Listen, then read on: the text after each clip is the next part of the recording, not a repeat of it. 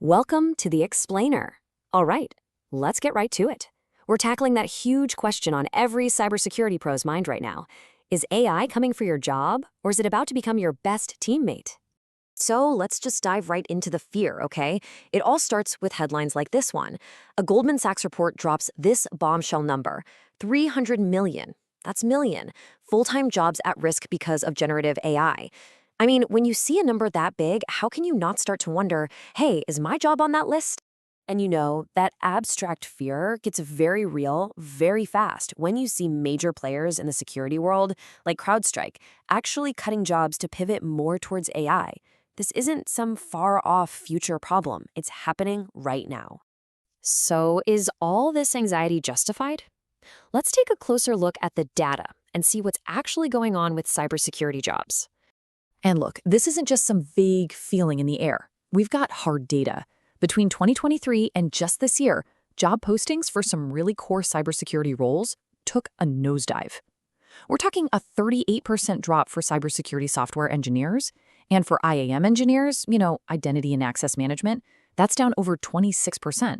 This is a real, measurable shift. And what's really telling is where the impact is hitting hardest, right at the entry point. That junior security analyst role, the one where so many people get their start. Job postings for that have fallen by more than half since 2022. It seems like AI is already starting to automate the very tasks that used to be the gateway into this entire field. Okay, but that is only one side of the coin. Now, let's get to the other, more optimistic part of the story, what we're calling the augmentation reality. And this number right here, this brings us to a huge paradox. Even with those declines we just saw, the industry is still staring down a massive talent gap. We're talking a projected 3.5 million unfilled cybersecurity jobs through 2025. So wait a minute, how can both of these things be true at the same time? Well, the answer is pretty simple. The big trend here isn't replacement, it's augmentation. The goal isn't to get rid of you, the human expert. It's to free you from the boring, monotonous, repetitive work so you can focus on what people do best, thinking strategically, being creative, and solving really complex problems. So what does that actually look like day to day? Well, it completely transforms the analyst's job. Instead of spending your life drowning in endless logs and alerts, you become a strategic operator. You get to use AI-powered insights to proactively hunt for the most sophisticated threats. It's a total game changer for sure. So when AI handles all that grunt work, where does the time go? It's not going to longer lunch breaks, I can tell you that. Teams are pouring that saved time back into really high-value stuff, launching new projects, collaborating better with the rest of the business, and get this, finding even more ways to use AI. It creates this amazing, virtuous cycle of efficiency. All right, so we know the job is changing, but what does that evolution actually look like for your career? Let's try to map out the journey ahead.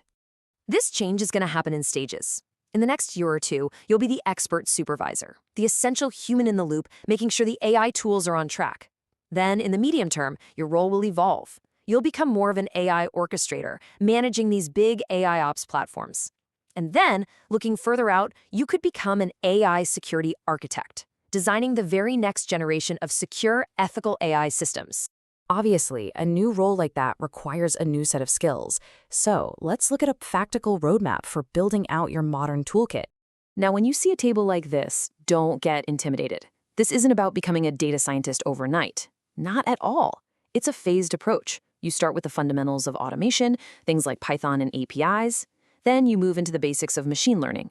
And finally, you can start to tackle the more advanced concepts like model evaluation and understanding critical guidelines like the NSIE-ST AI risk framework, which helps make sure these systems are built responsibly.